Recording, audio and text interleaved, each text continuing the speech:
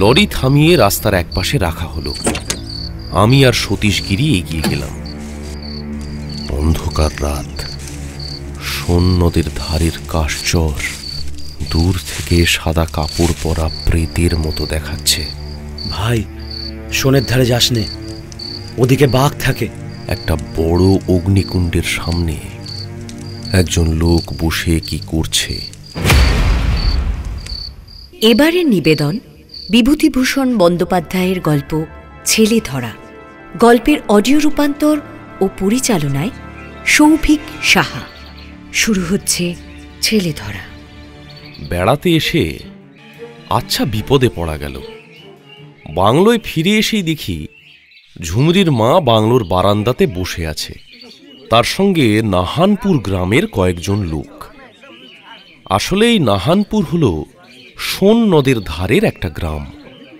এখানকার লোকেরা বেশিরভাগ সোনের চরে গরু মোষ চড়িয়ে দুধ ঘি তৈরি করে। ডিহিরি থেকে ঘি চালান যায়।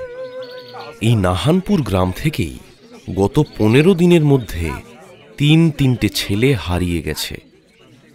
গ্রামের বাসিন্দাদের মধ্যে এমন আতঙ্কের সৃষ্টি হয়েছে যে তাকে নিতান্ত অকারণ বলে উড়িয়ে দেওয়া যায় না। একটা লোক এগিয়ে এলো। क्या बात আছে বাবুজি? কি হলো কি? কিছু না, তোমরা তো কি একটা খুঁজছিলে। হ্যাঁ বাবুজি। তা তোমরা গিয়েছিলে কোথায়?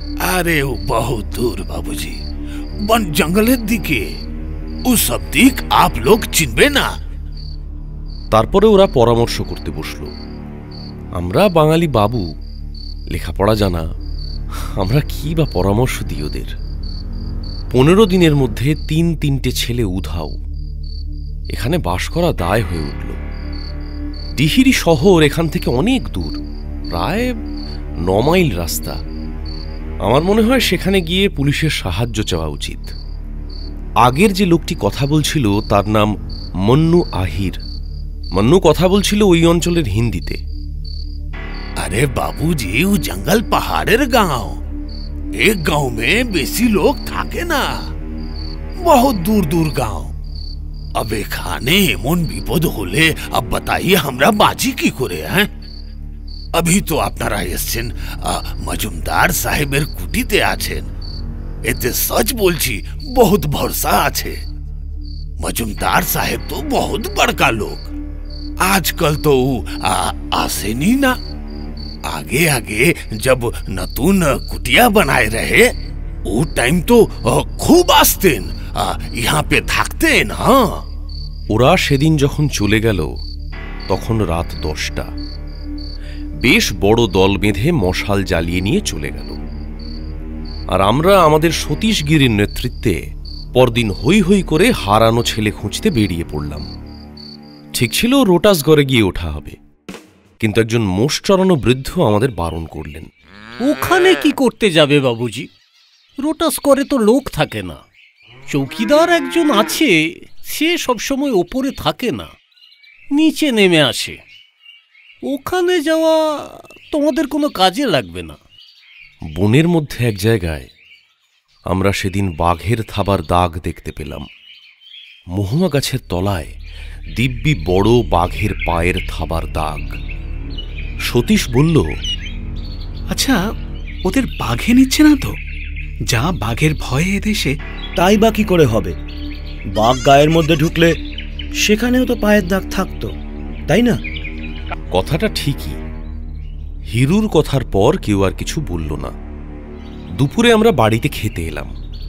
ধীরেন আজ সকালে আমাদের বেরোবার আগে সোনের চরে বালু হাঁস শিকার করেছিল। 10 মিনিটের মধ্যে 3 হাঁস। খুব মজা করে হাঁসের মাংস খাওয়া যাবে সবাই মিলে। কিন্তু খাওয়ার সময় সতীশগিরি হঠাৎ বলে উঠল, শিকার করা বর্বরের কাজ, তা জানো? আমরা সবাই চুপ। বাজার থেকে মাংস কিনে খাওনি কখনো? সে অন্য ব্যাপার। আমি তো আর দেখে শুনে সে জন্তুকে মারিনি। আমি না কিনলেও অন্য কেউ কিনতো। খাওয়া দাওয়ার পরে হঠাৎ বাইরে একটা গোলমাল শোনা গেল।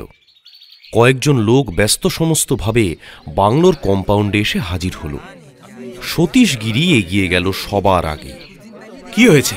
কি ব্যাপার? ওরা প্রায় সবাই একসঙ্গে বলে উঠল, আবার ছেলে চুরি গিয়েছে আজ। फिर से लड़का चोरी हो गया। আমরা সবাই অবাক। সতীশ যেন একটু চিন্তায় পড়েছে বলে মনে হলো। আজ আবার? কোন গাঁ থেকে? নাহানপুর থেকে 2 মিল ওদিকে উনাও বলে একটা গাঁও আছে, আচ্ছা, সেইখানে গায়ের বাইরে মাঠ থেকে একটা ছেলেকে নিয়ে ওর মা ফিরছিল।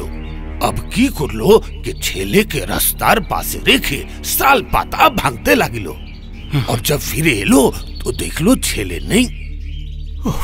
আর বাঘের পায়ের দাগ দেখতে পেয়েছো? না বাবু, মানুষের পায়ের দাগ দেখতে পেয়েছে? সে কথা তো বলতে পারবো না বাবুজি। মেয়ে মানুষ না, অত ভালোভাবে কি আর থোড়ি দেখেছে। আমরা বাংলো থেকে সন্ধ্যের আগেই বেরিয়েছি। কত জায়গায় খুঁজে বেড়ালাম, কিন্তু সে খোকার কোনো পাত্তাই পাওয়া গেল না। সেই সব বন জঙ্গল ঘেরা পাহাড়ি এলাকায় সন্ধ্যের পর বেরোনো যে কতটা বিপজ্জনক তা আমরা জানি, কিন্তু তবু ছেলেটিকে খুঁজে এনে মায়ের কোলে দেওয়ার আনন্দ অনেক বড়। যদি পারা যায়, যদি খোকার মায়ের মুখে হাসি ফোটাতে পারি, এই ভেবে অনেক খোঁজ করলাম, কিন্তু কোথায় কি। এদিকে রাত হয়ে আসছে। হিরু সে কথা তুলল। বিদেশ বিভূই জায়গা, চারিদিকে জঙ্গলে ঢাকা পাহাড়, বাঘের ভয়ও আছে। বৈশাখ মাসের চড়া রোদে পাহাড় তেতে এমন আগুন হয়ে আছে যে এক প্রহর রাত্রি পর্যন্ত ঠান্ডা হয় না। বিদেশে বেড়াতে এসে কি শেষে বাঘের পেটে যাব? হ্যাঁ, সে কথা ঠিকই বলেছ। আমাদের সতীশ মহারাজের আর কি, তার বাপ নেই, মা নেই, মরে গেলে কেউ কাঁদবে না। আমাদের তো তা নয়, আমাদের পরিবার পরিজন আছে। আজ কদিন হলো আমরা এসেছি এখানে? আজকে দেখতে দেখতে 13 দিন হয়ে গেল। আর কতদিন থাকা হবে? আর 4-5 দিন। কিন্তু এই হাঙ্গামাটা না চুকলে তো। সে তো বটেই। ঘরের পয়সা খরচ করে বেড়াতে এসে কি ফ্যাসাদ। ধীরেন যেন হঠাৎ বিরক্ত হয়ে উঠল। দোষ, কে জানতো এমন হবে? তাহলে কি এত রাস্তা ঠেলে এখানে বেড়াতে আসতুম? সতীশ আমাদের মধ্যে সাধু প্রকৃতির লোক। এবার সতীশ মহারাজের একটু পরিচয় দেওয়া যাক। অনেস্ট, সত্যবাদী, পরোপকারী। ওকে আমরা এই জন্যে সতীশ গিরির বদলে কখনো কখনো সতীশ মহারাজ বলে ডাকতাম, অবশ্যই ব্যঙ্গচ্ছলে। তাই এবার সেই সতীশ মহারাজ বললেন, ওর মায়ের কান্না শুনবার পরেও তোমরা এই কথা বলতে পারলে? সতীশ মাঝে মাঝে এইভাবে আমাদের বিবেক জাগিয়ে তোলবার চেষ্টা করে। সেদিন এক বুড়ি টমেটো নিয়ে যাচ্ছে। আমরা তাকে ডেকে বললাম, এসো টমেটো কিনবো। বুড়ি বাজার দর জানে না বোধহয়, সহজ সরল মানুষ। তা বাজারে তোমরা কত করে কেনো বাবুজি? আমরা জানি 1 সের টমেটোর বাজার দর 6 পয়সা। কিন্তু হিরু বলে উঠল, 4 পয়সা দর বাজারে দেবে? বুড়ি সেই দামেই দিয়ে গেল। কিন্তু সতীশগিরির তিরস্কারে সে টমেটো আমাদের মুখে ওঠেনি সেদিন। হিরুর যত বোকামো! খাবার সময় সে তা নিয়ে গেল বাহাদুরি করতে। আমরা সবাই খেতে বসার পরেই সতীশ মহারাজ গম্ভীরভাবে হেঁকে বলল, শোনো, ওই টমেটোর অম্বল আমার পাতে অন্তত দিও না। সবাই অপ্রস্তুত। যেরকম সুরে সে হেঁকে বললে, তারপর সেদিন আর ওই তরকারি কারো পাতে পড়তে পারল না। অসম্ভব। যাকে আজ কিন্তু ধীরেন সতীশ মহারাজের কথার প্রতিবাদ করল। আরে, ঝুমরির মা দোর খুলে শুয়েছিল কেন? তাও আবার রাত্রিবেলা? তাতে কি? না হলে তো ছেলে হারাতো না। সে নির্বোধ ছেলে মানুষ। আরে বাবা, তাহলে তার এমনই হওয়া উচিত। সবাই যখন জানে এ কথা যে গাঁ থেকে নিয়মিত ছেলে চুরি যাচ্ছে, তখন এই নিয়ে 4-4টে ছেলে এভাবে গেল। কোথায় গেল, বেঁচেই বা আছে কিনা কে জানে। সেইটাই তো বলছি, সবাই যখন জানে তখন ওর কি উচিত হয়েছে রাত্রে দোর খুলে শোয়া? এই গরমে করবেই বা কি? আহা, আরে অতটুকু সহ্য করতে না পারলে তার ছেলের যাওয়াই উচিত। আমাদের দোষে তো আর যায়নি। যত সব। আমি তাড়াতাড়ি ওদের থামানোর চেষ্টা করলাম। আরে শোনো শোনো শোনো, বাজে বকে লাভ নেই। ছেলে চুরি বা হারানো এই অঞ্চলে আমরা তো এসে থেকে শুনছি, এ কথা ঠিক। তবু এসব দেশের গ্রাম্য লোকে অত সতর্ক হতে শেখেনি। দেখো, ঘরের ছেলে হারিয়েছে, একটু খোঁজবার চেষ্টা করা যাক। বিশেষ করে ওর মা তো আমাদের বাংলোতেই কাজ করে। ঠিক কথা। যে কদিন আমাদের ছুটি বাকি আছে খোঁজো, না পাই কলকাতায় যাবার সময় মনে অন্তত আমাদের ক্ষোভ থাকবে না। এ অজানা বন জঙ্গলের দেশে আমরা এর বেশি আর কি বা করতে পারি? একদম ঠিক। হ্যাঁ, ঠিকই বলেছো তুমি। এর বেশি আমাদের আর কিছু সেই তো। এ কথায় সবাই আমাকে সমর্থন করলো। চলো কাল রোটাস ফোর্টে উঠে দেখা যাক। বাহ বাবা, বড্ড সহজ কথা বললে গো। আচ্ছা, লোটাস ফোর্টে ওঠা চারটিখানি কথা। হ্যাঁ, এই গরমে না প্রাণ একেবারে ওষ্ঠাগত হয়ে যাবে। ওপরে জল নেই। এই সেদিনও সেখানে বাঘ বেরিয়েছিল। ফেরবার পথে সন্ধে হয়ে গেলে ওই বনবাদার ভেঙে নিচে নামতে পারবো আমরা? আচ্ছা সতীশদা, তোমার তো একটু বুদ্ধি শুদ্ধি হবে নাকি? আমাদের তো বাড়িতে বাবা মা আছে, তার মানে আমাদের সবার উপর কিছু না কিছু দায়িত্ব আছে। তাছাড়া রোটাস ফোর্টে পাহাড়ের ওপর ছেলে নিয়ে গিয়ে তুলবে কি? আমার তা মনে হয় না। আরে বাবা, দেখতে দোষ কি? তুমি যদি বলো আমি তোমার সঙ্গে যাব সতীশ, তুমি ভাবতে পারো এরা হয়তো কষ্টের ভয়ে যেতে চাইবে না। আমি আছি তোমার সঙ্গে। হিরু আর ধীরেন নিজেদের আর ছোট করতে চায় না, কিন্তু মনে মনে বোধহয় আমার আর সতীশ মহারাজের ওপর বিরক্ত হলো। অন্তত ধীরেনের কথা শুনে আমার সেরকমটাই মনে হলো। আমি যাব, আছি। বেশ, সবাই যখন যাচ্ছে আমি বা বাদ থাকি কেন? গ্রামের লোকজন ডাকিয়ে আমরা তাদের আলাদা আলাদা দলে ভাগ করে দিয়ে এক এক দিকে পাঠালাম। তারপর আমরা নিজেরাও বেরিয়ে পড়লাম। এক দল গেল নাহানপুরের পথে, আর এক দল ডিহিরি যাবার পথে সোন নদের ধারে। সব দিকে আমরা বলে দিয়েছি কোনো রকম সন্ধান পেলে যেন বাংলোতে এসে খবর দেওয়া হয়। সেখানে আমাদের সতীশ মহারাজ স্বয়ং বসে। তাকে কোথাও যেতে দিইনি আমরা। কোনো রকম খোঁজ এলে প্রথম তার কাছেই আসবে। সারা দিন কেটে গেল, কেউ কোনো খবর নিয়ে এলো না। হারানো ছেলের কোনো পাত্তাই পাওয়া গেল না। সন্ধ্যের অনেক পরে আমরা ক্লান্ত পরিশ্রান্ত দেহে বাংলোর বারান্দায় পা দিতে না দিতেই সতীশগিরি দুর্বার জেরা শুরু করে দিল। কাজে আমরা ফাঁকি দিয়েছি কিনা তা বুঝে নিতে চায় সতীশ। আচ্ছা, তোমরা উত্তর দিকটা ভালো করে দেখেছো? হ্যাঁ। আর দক্ষিণ দিকটা? যাবো না কেন? এবার ওদিকে গেছি, দক্ষিণে তো যেতেই হবে। কিন্তু দক্ষিণ দিকটায় গভীর জঙ্গল, ওদিকটায় ভালো করে দেখেছো? আরে বাবা, গভীর জঙ্গল আছে, সবাই মিলে গিয়ে তো দেখলাম, ওখানে কিছু নেই। সত্যিই ভালো করে দেখেছো? কি মুশকিলটা কি খারাপ করে গিয়ে দেখে আসবো? আমার মনে হয় আর একটু ভালো করে দেখলে কিছু না কিছু হদিশ আনতে পারতে। বাহ, নিজে বাংলোতে বসে এই কথাগুলো কি মুশকিল! এই দেখো তো তোমরা, একটু চা খাবো সারাদিন পরিশ্রমের পরে তা নয়, কৈফিয়ত দিতে দিতেই প্রাণ বেরিয়ে যাবার জোগাড়। সেদিন খেয়ে দিয়ে সকাল সকাল শুয়ে পড়লাম। কাল সকালেই আবার নাকি বেরোতে হবে। ধীরেন বোধহয় একদিনেই হাঁপিয়ে উঠেছিল। চলো ভাই, পরশু এখান থেকে জাস্ট খসে পড়ি। এই ঝঞ্ঝাট আর ভালো লাগছে না। আরও দুদিন কেটে গেল, কোনো ছেলেরই পাত্তা পাওয়া গেল না। ঝুমরির মা কেঁদে কেঁদে ঘুরে বেড়ায়, গ্রামের লোকজন এসে ফিরে যায়। আমরা কদিন খোঁজাখুঁজির পর ক্রমে আলগা দিলাম। ক্রমে আরও দিন কেটে গেল। তারপর একদিন আমরা জিনিসপত্র বাঁধা ছাদা করে রওনা হয়ে পড়লাম। সিমেন্ট পাহাড়ের গা কেটে পাথর নিয়ে যাচ্ছে ডিহিরিতে, সেই লরিতে আমরা চলেছি। জিনিসপত্র সমেত আমাদের ডিহিরি স্টেশনে পৌঁছে দেওয়ার ভাড়া ঠিক হয়েছে 7 টাকা। লরি ছাড়ল প্রায় রাত 8টা নাগাদ। পাথর বোঝাই করতেই অনেক সময় লাগে, তাই দেরি হয়ে গেল। পাহাড় জঙ্গলের পথ, তার উপর বোঝাই লরি, বেশি জোরে যেতে পারছে না। আমরা দিন কুড়ি পরে কলকাতায় ফিরছি। মনের আনন্দে গান গাইতে গাইতে চলেছি। আমার এই পথ চাওয়াতে আনন্দ, খেলে যায় রৌদ্র ছায়া, বর্ষায় আসে বসন্ত। আমার এই পথ চাওয়াতে আনন্দ। সম্মুখ দিয়ে আসে যায় খবর নিয়ে।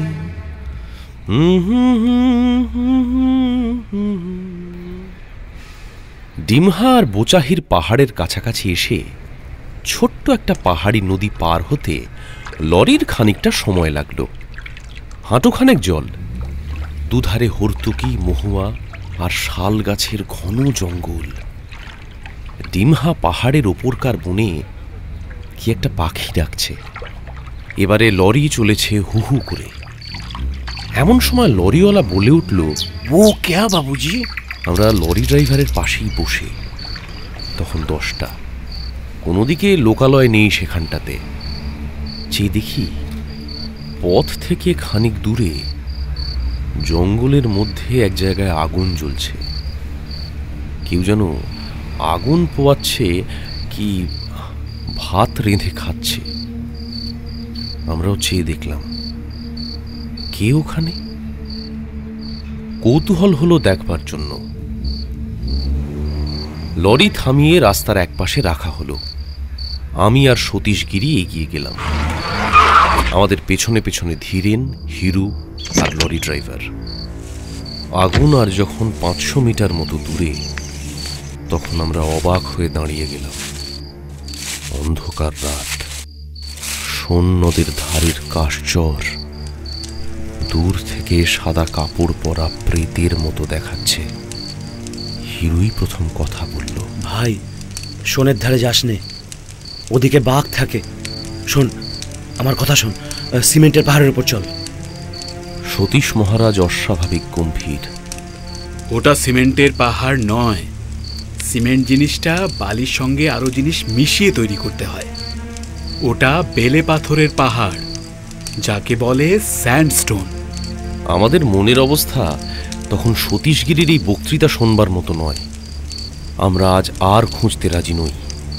আর খুঁজবই বা কোথায়? বড় সিমেন্টের পাহাড়ের তলায় শাল চারা আর কি কি গাছের জঙ্গল। সেদিন সন্ধে এখানে হায়নার হাসি শোনা গিয়েছিল। সে হাসি গভীর রাত্রে শুনলে প্রেতের অট্টহাসির মতো শোনায়। শহরের ছেলে আমরা, আমাদের গায়ে কাঁটা দেয়। পাহাড়ের ওপর কোনো ভদ্রলোকের এক বাংলো আছে, কিন্তু তিনি কোনোদিন আসেন না। তার বাড়ির দরজা জানলায় উই ধরেছে। কাঠের ফটকটা ভেঙে দুলছে কবজার গায়ে। ভূতের বাড়ি বলে মনে হয় প্রথমটা। লোকে বলে ভূতও নাকি আছে। মহুয়া ফুলের সময় পার হয়ে গেছে। গত চৈত্র মাসে মহুয়া ফুল সংগ্রহের জন্য এখানে পাতা পোড়ানো হয়েছিল। বাতাসে সেই পাতা পোড়া ছাইয়ের গন্ধ। ছাইয়ের ওপর আবার পড়েছে শুকনো পাতার রাশ। খসখস করে কি একটা জন্তু তার ওপর দিয়ে পালিয়ে গেল। ধীরেন চমকে উঠল, ওটা কি রে? কিছু না, শেয়াল টেয়াল হবে। আমাদের চোখে যা পড়ল তা অনেকটা এইরকম। একটা বড় অগ্নিকুণ্ডের সামনে একজন লোক বসে কি করছে। দূর থেকেই মনে হলো লোকটা দীর্ঘাকার, অসম্ভব ধরনের লম্বা। কি একটা যেন আগুনের সামনে বসে নাড়ছে চাড়ছে। এ কি সন্ন্যাসী? প্রথমটা আমাদের মনে হলো লোকটা বোধহয় কোনো সন্ন্যাসী টন্যাসী হবে, কিন্তু তারপর মনে হলো তা বোধহয় নয়। এই জঙ্গলের মধ্যে এই গভীর রাত্রে কোথা থেকে এলো? বাঘের ভয়ে দিনের বেলা যেখানে মানুষ আসতে ভয় পায়, সেখানে একা একা বসে কি করছে? আমরা আরো কিছুটা এগিয়ে গেলাম। লোকটা সত্যিই বেজায় লম্বা। অগ্নিকুণ্ডের ধারে উবু হয়ে বসে আগুনের ওপর কি একটা ধরে নাড়ছে চাড়ছে।